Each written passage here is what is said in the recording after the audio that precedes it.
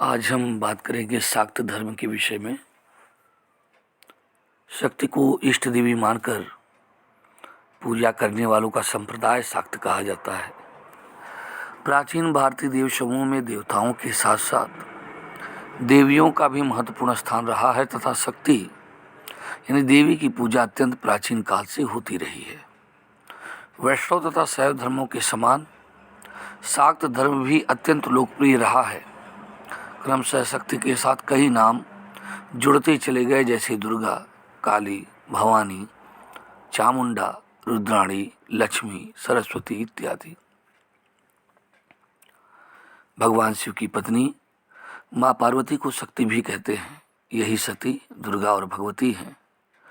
उसी की विशेष आराधना के लिए वर्ष में 2 बार नवरात्रि उत्सव का आयोजन किया जाता है और वर्ष का पहला नवरात्रि चैत्र माह में, इसे चैत्री नवरात्रि कहते हैं, तो दूसरी नवरात्रि अश्विन मास में आती है, जिसे शारदीय नवरात्रि कहते हैं। शाक्त संप्रदाय का प्रमुख ग्रंथ है श्री दुर्गा भागवत पुराण, या दुर्गा सप्तशती भी आप कह सकते हैं कि दुर्गा सप्तशती भी इसी पुराण का अंश है। तो ये भागवत पुराण का अंश है, ठीक है। इस ग्रंथ में 108 देवी पीठों का वर्णन किया गया है। इनमें से 51-52 शक्ति पीठों का विशेष महत्व है। माँ दुर्गा के प्राचीन मंदिरों की संख्या भी हजारों में है। देवी उपनिषद के नाम से एक उपनिषद भी लिखा गया है। इन ग्रंथों में माँ को आदिशक्ति स्वीकार करके उन्हें सृष्टि, पालन, संहारकर्ता के रूप में मान्यता प्रदान की गई है। शाक्त धर्म का शैव धर्म के साथ घनिष्ठ संबंध रहा है। शिव की पत्नी पार्वती उमा को जगत जननी कहा जाता है। शैव मत के समान शाक्त मत की प्राचीनता भी प्राग ऐतिहासिक युग तक जाती है। हमें बेलन नदी घाटी के लोहदा नाले से एक हड्डी की बनी मातृदेवी की मूर्ति प्राप्त होती है और सैंधव सभ्यता में मातृदेवी की उपासना का व्यापक रूप से प्रचलन दिखाई देता है, क्योंकि खुदाई में माता देवी की बहुसंख्यक मूर्तियां प्राप्त होती हैं। वैदिक साहित्य में अदिति, उषा, सरस्वती, श्री लक्ष्मी आदि देवियों के विषय में बहुत ही विस्तृत सूचना मिलती है। ऋग्वेद के 10वें मंडल में देवी सूक्त मिलता है, जिसमें वाक शक्ति की उपासना की गई है। वहीं एक स्थान पर कहती है कि मैं समस्त जगत की अधीश्वरी हूँ। अपने भक्तों को धन प्राप्त कराने वाली, ब्रह्म को अपने से अभिन्न मानने वाली और देवताओं में प्रधान हूँ, और मैं सभी भूतों में स्थित हूँ, यानी सभी प्राणियों में स्थित हूँ। विभिन्न स्थानों में रहने वाले देवगण जो कुछ भी करते हैं वह सब मेरे लिए ही करते हैं। इसी प्रकार अदिति की माता के रूप में कई ऋचाओं में वर्णन मिलता है। अदिति का वह माता, पिता तथा पुत्र सब कुछ हैं, और सभी देवगण, पंचजन, भूत, भविष्य सभी कुछ अदिति ही हैं। सरस्वती की ऋग्वेद में सौभाग्यदायिनी कह करके स्तुति की गई है कि सरस्वती न शुभगा मयस्करत, और वहीं उसे नदी तमा, माते तमा और देवी तमा कहा गया है। देवियों में सर्वश्रेष्ठ, माताओं में सर्वश्रेष्ठ, नदियों में सर्वश्रेष्ठ। अथर्ववेद में पृथ्वी को माता कह करके उसकी पुत्र, धन, मधुर वचन प्रदान करने की स्तुति की गई है, और इन उल्लेखों से स्पष्ट है कि शक्ति की महत्ता को वैदिक ऋषियों ने स्पष्ट रूप से स्वीकार किया था। महाभारत तथा पुराणों में देवी महात्मा का विस्तृत विवरण प्राप्त होता है, और महाभारत के समय तक शाक्त संप्रदाय समाज में ठोस आधार प्राप्त कर चुका था। भीष्म पर्व में वर्णित है कि कृष्ण की सलाह पर अर्जुन ने युद्ध में विजय प्राप्त करने के निमित्त देवी दुर्गा की स्तुति की थी। वहीं बताया गया है कि प्रातःकाल शक्ति की उपासना करने वाला व्यक्ति युद्ध में विजय प्राप्त करता है तथा उसे लक्ष्मी की प्राप्ति होती है।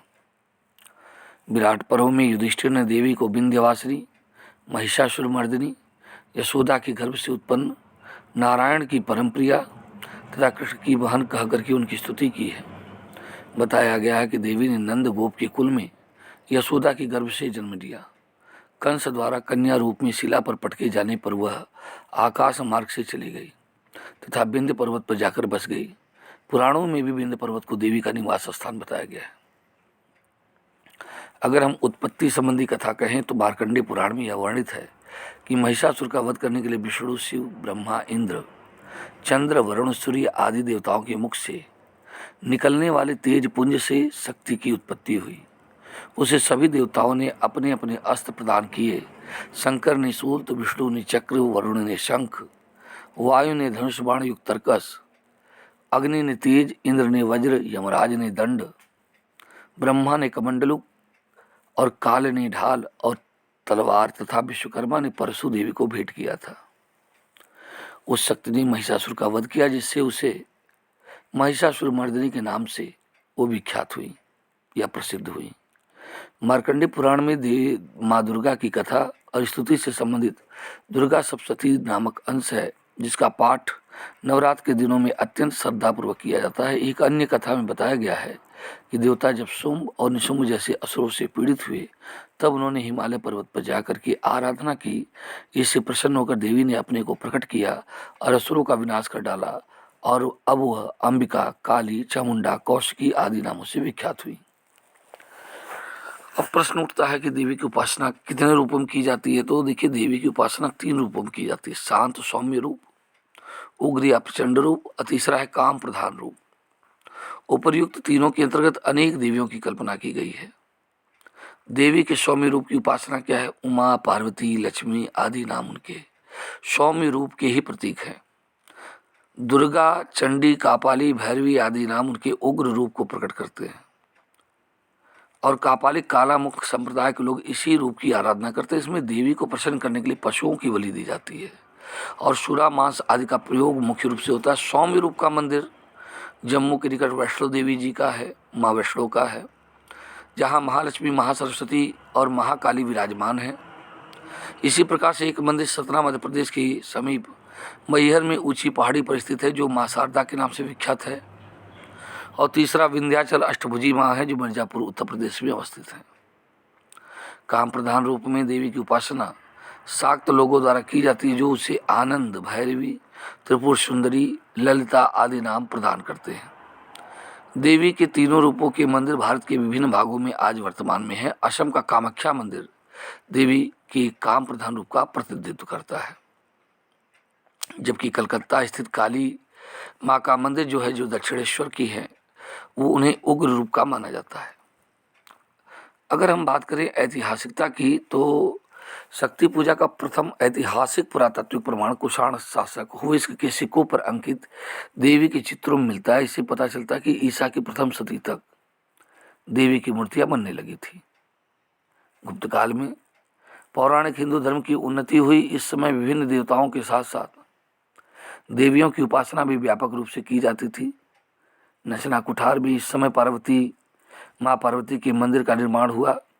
दुर्गा, गंगा, यमुना आदि की बहुसंख्यक मूर्तियाँ इसी काल में विभिन्न स्थलों से मिलती हैं। गंगा तथा यमुना का अंकन गुप्तकालीन मंदिरों की चौखटों पर मिलता है। हर्ष काल में भी शक्ति पूजा का खूब प्रचलन था। हर क्षेत्र में कई स्थानों पर माँ दुर्गा देवी की पूजा का उल्लेख मिलता है। वेन सांग के विवरण से पता चलता है कि उस समय दुर्गा देवी को मनुष्यों की भी बलि दी जाती थी। वह लिखता है कि एक बार समुद्र से यात्रा करते हुए उसे डाकुओं ने पकड़ लिया और माँ दुर्गा देवी की बलि चढ़ाने के निमित्त उसे ले गए, लेकिन तूफान से उसकी जान बच गई। पूर्व मध्यकाल में देवी की उपासना अत्यधिक लोकप्रिय हुई। देवी के अधिकांश मंदिर इसी युग में बने हैं, जिनमें मध्य प्रदेश के जबलपुर में भेड़ा घाट के पास 64 योगिनी का मंदिर है, जहाँ 9वीं 10वीं शताब्दियों में कई देवी मूर्तियों का निर्माण किया गया था। इनमें दुर्गा सप्तमातृकाओं की 44 मूर्तियाँ हैं और खजुराहो में भी इसी प्रकार की मूर्तियाँ मिलती हैं। उड़ीसा, राजस्थान आदि के विभिन्न भागों से देवी की मूर्तियाँ तथा उसकी पूजा से संबंधित लेख प्राप्त होते हैं। प्रतिहार महेंद्रपाल के लेखों में दुर्गा की महिषासुरमर्दिनी, कांचन देवी, अम्बा और आदि नामों से स्तुति मिलती है। राष्ट्रकूट अमुक वस्तु महालक्ष्मी का अनन्य भक्त था।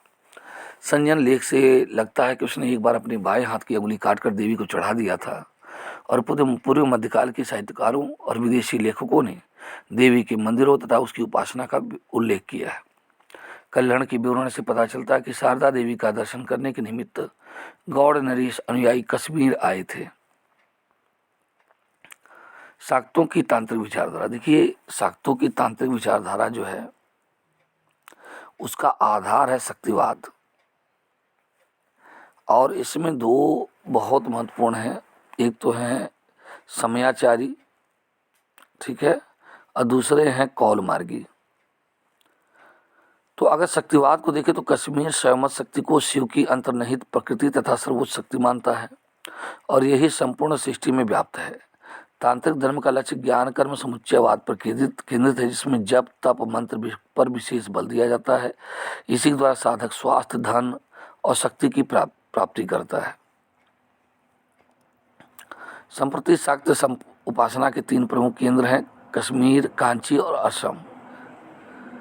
और असम में स्थित है कामाख्या और प्रथम 2 श्री विद्या के प्रमुख स्थल हैं, जबकि अंतिम कौल मत का प्रसिद्ध केंद्र है। इस मत में भक्ति ज्ञान और कर्म तीनों को महत्व दिया गया। तंत्र मंत्र ध्यान योग आदि का भी स्थान है। सांसारिक भोगों को मोक्ष के मार्ग में साधक माना गया है। शाक्त धर्म में कुंडलिनी नामक रहस्यमय शक्ति का अत्यधिक महत्व है।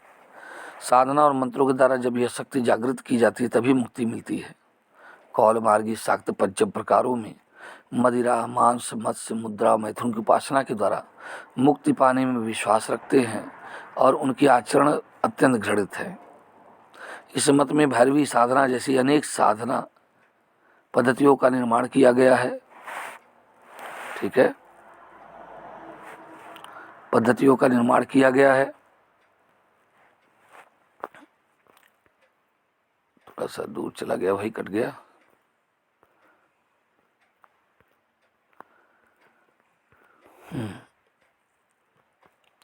अच्छा, अब यहाँ पर देखा जाए तो इस प्रकार से देखें तो हम पाते हैं कि जो कौल मार्गी थे वो पंच मकारों की मतलब के द्वारा पूजा पाठ करते थे, लेकिन इनका प्रयास बड़ा थोड़ा घृणित दिख रहा है। अब देखिए, अगर इस मत में भैरवी साधना की बात करें जिसमें साधक को भैरवी का साहचर्य ग्रहण करना अनिवार्य था, इस तंत्र साधना की कुछ मर्यादाएं बनाई गई थी जिसका पालन प्रत्येक साधक को करना पड़ेगा।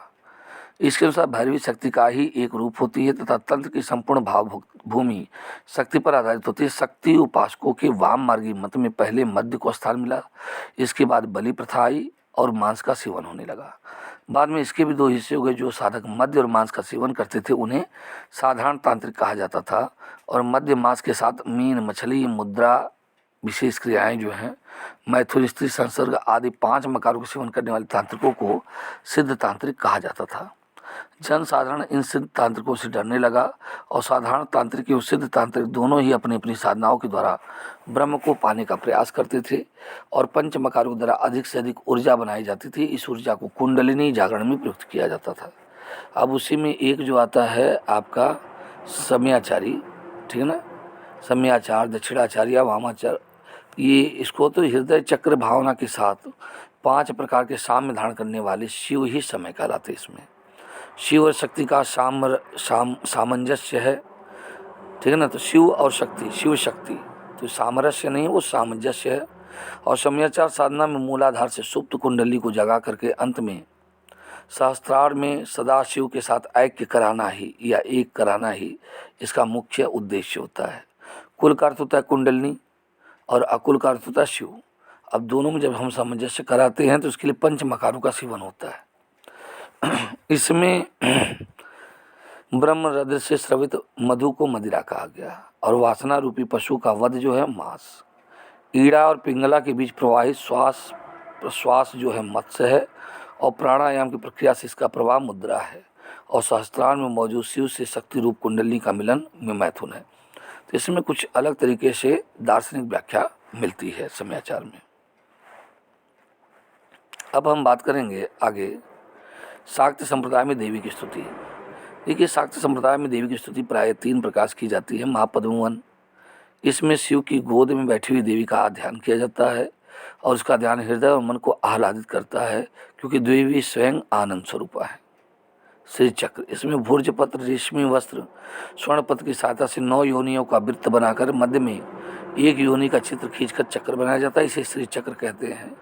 इसकी 2 प्रकार से पूजा होती है, एक जीवित स्त्री की योनि की तथा दूसरी काल्पनिक योनि की। दार्शनिक ढंग से ज्ञान के द्वारा देवी की उपासना, इसमें दार्शनिक ढंग से ज्ञान के द्वारा देवी की उपासना की जाती है। इस पद्धति में अध्ययन और ज्ञान को सर्वोच्च प्राथमिकता दी जाती है और कुत्सित आचरणों की इसमें निंदा करते हुए उन्हें त्याज्य बताया गया है। और अंतिम विधि द्वारा देवी की उपासना करने वाले व्यक्ति को ही शुद्ध सात्विक भक्त कहलाते हैं। और शाक्त धर्म आज भी हिंदुओं का एक प्रमुख धर्म है देवी की पूजा देश के विभिन्न भागों में अति श्रद्धा उल्लासपूर्ण की जाती है। अगर इसकी लोकप्रियता की बात करें तो दक्षिण एशिया के बाहरी इलाके में यह लोकप्रिय रहा है, विशेष रूप से कश्मीर, दक्षिण भारत, असम, बंगाल में। हालांकि इसके तांत्रिक प्रतीक अनुष्ठान कम से कम 6वीं शताब्दी से हिंदू परंपराओं में सर्वव्यापी रहे। हाल ही में परंपरागत प्रवासी भारतीय जनसंख्या के साथ कुछ भारत विद्या शैक्षिक समुदाय में नारीवादोन्मुखी परंपराओं के साथ सामान्यतः पश्चिम में ज़्यादा लोकप्रिय शीर्षक तंत्रवाद और तंत्र के अंतर्गत परंपरागत दार्शनिक और लोकप्रिय शाक्तवाद के विविध स्वरूपों ने प्रवेश किया है। तो ये आपका है शाक्त धर्म और शाक्त संप्रदाय। और निम्न मंत्रों के द्वारा मैं कहूँगा ओम नमः चंडिकायै, ओम ऐं ह्रीं क्लीं चामुंडायै नमः। और या फिर ये हम कह सकते हैं नमो देव्यै महादेव्यै शिवायै सत्यम नमः, नमः प्रकृते भद्राय नियता पड़ता अश्मता। तो माँ भगवती आप सभी का कल्याण करें। धन्यवाद।